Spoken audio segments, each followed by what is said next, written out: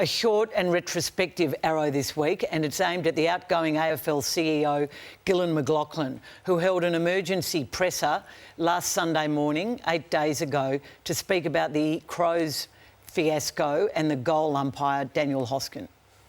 I want to acknowledge that it was a mistake, and I take accountability for the mistake on behalf of the league.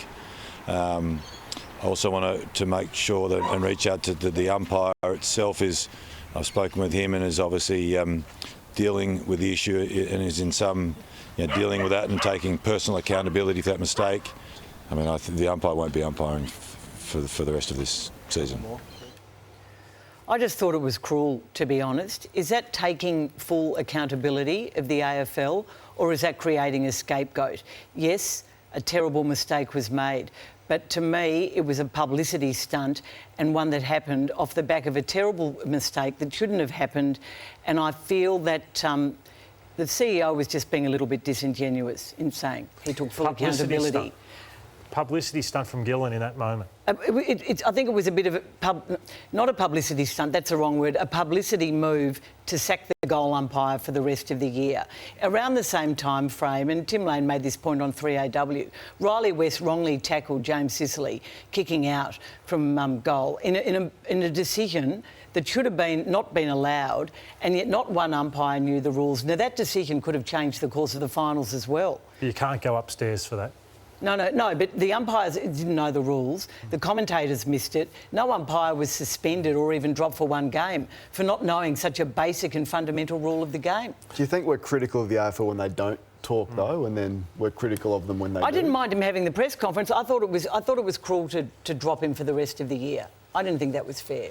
The goal umpire era has really gone full circle. We'll have a look at the ladder as it would have been in a moment, but it's cost Adelaide a spot in the 8, and it's cost a lot of consequence down to the Adelaide Footy Club. Yeah, it has, Hutch, and I disagree. I can understand. I feel for the guy, he's made a bad mistake, but a mistake enough to have them not play finals when they should have been in the finals. I can understand that. But the system failed.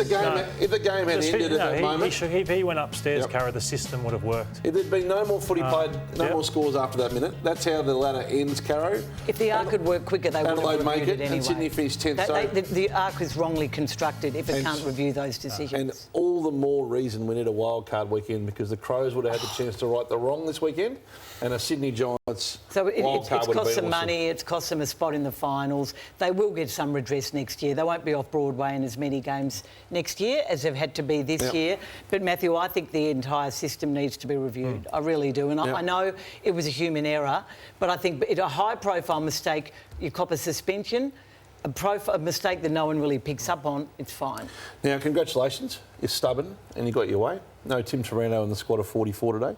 How many people did you have to yell at and scream at and belt the desk on? Don't be a smart aleck about it. If you've got a question to ask, I'm happy to answer it. But don't be smart about it. How did you justify him not being in the 44? You got players like, no disrespect, Oscar Allen, Luke Jackson, others who are up and down seasons. Yeah, Richmond fans would be rightfully wondering where he is. Yeah, I can understand that. I think there's always good players and unlucky players that miss out every year. What you try and do is get a cross-section of the different types of positions.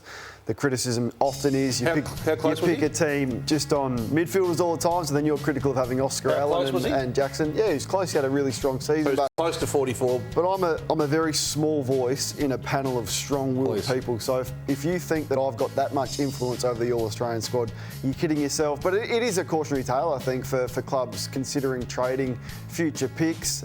Clearly it hasn't worked for Richmond. It probably hasn't worked for Fremantle with the pick that they end up giving Melbourne for Luke Jackson. So I think when you're considering trading future picks, you've got to be careful and think about the ramifications and the what-ifs. Small sample, Kane. It's only 1 year so far with Jackson, who has shown at times... I understand Melbourne have got their pick 5, though. Fremantle's. It's a good pick.